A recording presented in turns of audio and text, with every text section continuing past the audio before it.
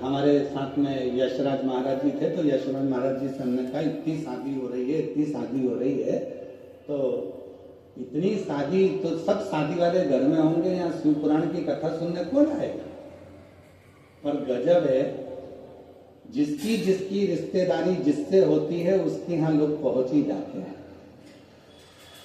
और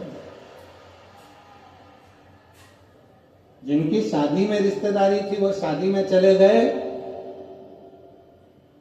जिनकी रिश्तेदारी जहां थी वो वहां चले गए, पर आपका संबंध मेरे भोले बाबा से था, इसलिए आप शिव महापुराण की कथा, आपका संबंध। अब वो शादी में गए तो उनको विदाई में साड़ी मिलेगी, अच्छी मिल गई तो पहन लेगी, बेकार मिल गई तो बहू को दे देगी, और अच्छी मिल गई तो बेटी को दे देगी, और अगर थोड़ी भी साड़ी गड़बड़ मिली तो जब अपने डबरा में भागवत जी होगी तो चढ़ा दे। ये सीधी बात है, भले तुम्हें बुरा लगता है, और जो सही है वो सही है। वहां विदाई में शादी में साड़ी मिलती है, वहां विदाई में मिठाई का डब्बे में 4 खोपरा पाक, 6 मठरी, बोलो बोलो सही है, और 3 बालूशाही धरी हुई मिलती है।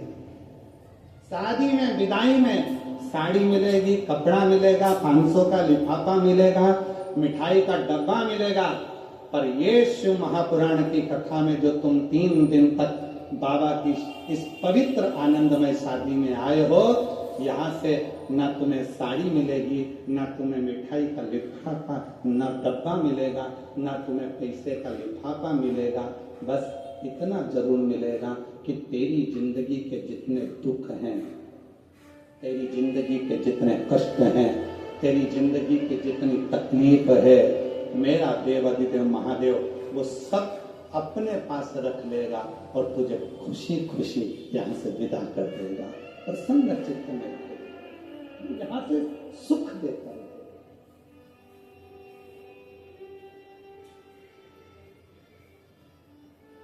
और मेरे भोले तेरा सहारा है, मेरे भोले तेरा सहारा है, मेरी नैया का तू किनारा है, मेरी नैया का तू किनारा है, मेरे बाबा तुझे पुकारा है, मेरे बाबा तुझे पुकारा है, मेरी नैया का तू किनारा है, मेरी नैया का तू किनारा है।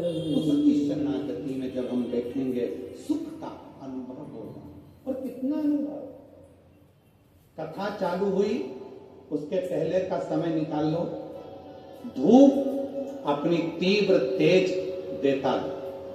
किसी भी पंडाल में जाकर कभी भी शिव पुराण की कथा सुनना, कितनी भी तेज गर्मी पड़ रही हो, कितनी भी तेज धूप पड़ रही हो, जैसे ही शिव पुराण की कथा चालू होगी, धूप कितनी भी तेज पड़ रही हो, पर कथा जितनी देर तक चलती है उतनी देर तक सूरज को भी अपनी रोशनी कम करना पड़ता है, शिव भक्त के लिए थोड़ी छाया करना पड़ता है। और जो बाहर बैठे होंगे वो अंदाजा लगा रहे होंगे कि जब से कथा चालू हुई तब से सूर्य के नीचे एक बादल का टुकड़ा आकर अड़ जाता है और वो शिव भक्तों को थोड़ी थोड़ी छांव कर देता है, उसको छाया, शीतलता, उसकी कृपा, करुणा, दया, क्या नहीं देता वो। यदि विश्वास करता है, फिर निवेदन आप सबसे,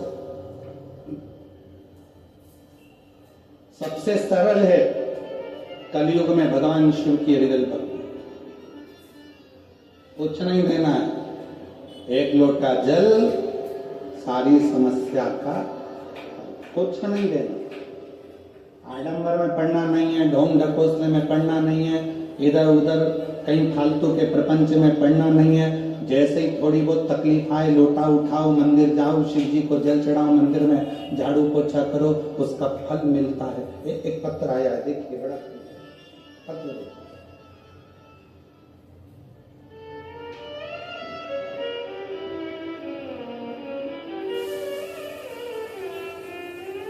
सपना शर्मा, पुत्री मांगीलाल जी शर्मा, धौलपुर राजस्थान से हूँ। मेरा मोबाइल नंबर ये है। मैं बाबा की महिमा का क्या बखान करूं। मेरी भाभी और दीदी की शादी को कई साल हो गए थे, संतान का सुख नहीं था। तब शिव जी पे भरोसा कर रुद्राक्ष महोत्सव सीहोर में पहुंच गए और बाबा की कथा का लाभ लिया।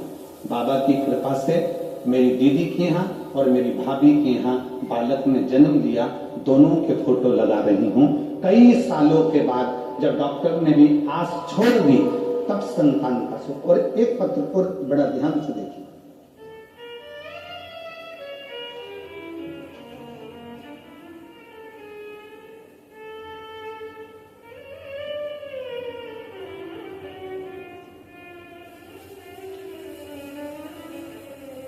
मैं माया देवी, पति राजेंद्र प्रसाद, गांव चावली, जिला आगरा, उत्तर प्रदेश की निवासी हूँ। कहीं बैठी हूँ, जिनके पत्र पढ़े जा रहे हैं, अगर वो बैठे हों तो हाथ हिला। आप ही लोग हैं, आ जाइए, पत्र लेकर जाइए। अगर वो बैठे हैं तो आ सकते हैं। मैं माया देवी, पति राजेंद्र प्रसाद, गांव चावली, जिला आगरा, उत्तर प्रदेश की निवासी हूँ। मेरा मोबाइल नंबर ये है। प्रणाम करती हूँ। एक लोटे जल का में क्या महत्व, पंडाल में बैठकर कथा सुनने का क्या महत्व है, मैं जानती हूँ। गुरुजी, मेरा बेटा शिवम प्रसाद प्रजापति कई सालों से सरकारी नौकरी की तैयारी कर रहा था, लेकिन उसको कहीं से भी सफलता नहीं मिल रही थी। वह जगह जगह से असफल हो रहा था। मेरा बेटा बहुत परेशान था। तब मेरी समधन ने मुझे शिव पुराण कथा के बारे में बताया। टीवी पर सीहोर वाला गुरुजी कथा करता है। तब मैंने आपकी कथा टीवी पर सुनना प्रारंभ करी, पशुपति व्रत किया और मैंने अपने बेटे को मंदिर भेजना प्रारंभ किया। एक लोटा जल, बेलपत्र, शहद लगाकर शिवलिंग पर चढ़ाता। गुरु जी ऐसी कृपा बाबा ने कर दी। कुबरेश्वर धाम पर हम लोग गए और रुद्राक्ष महोत्सव की कथा को बैठ कर सुना। आज बाबा की कृपा से 27/11/2025 में मेरे बेटे का सरकारी नौकरी अधिशासिक अधिकारी के पद पर ज्वाइनिंग हो गई है। मैं बाबा को यहाँ प्रणाम करने के लिए आई हूँ। एक पत्र और देखिए।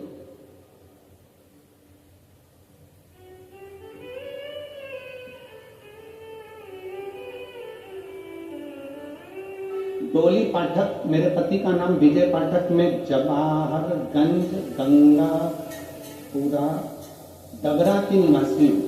मैं जवाहरगंज गंगापुरा डबरा की निवासी हूँ। कहीं बैठी हो तो हाथ हिला सकती हैं। डबरा से गंगापुरा डबरा, जवाहरगंज गंगापुरा डबरा की निवासी हूँ।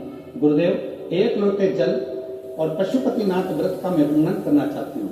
मेरा बेटा 3 साल से सरकारी नौकरी की तैयारी कर रहा था। पहली बार पेपर दिया, नहीं हुआ, नहीं निकला। तब मैंने उसे बाबा पे एक लोटा जल चढ़ाने को कहा। तब वह रोज मंदिर जाता, जल चढ़ाता, बाबा का जाप करता और 2023 में उसने एसएससी का फॉर्म भरा, पेपर दिया और बेलपत्र पे शहद लगाकर बाबा को चढ़ाया। और बाबा की कृपा से आज मेरा बेटा सरकारी नौकरी में लग गया। मैं बाबा को यहाँ धन्यवाद देने के लिए आई हूँ।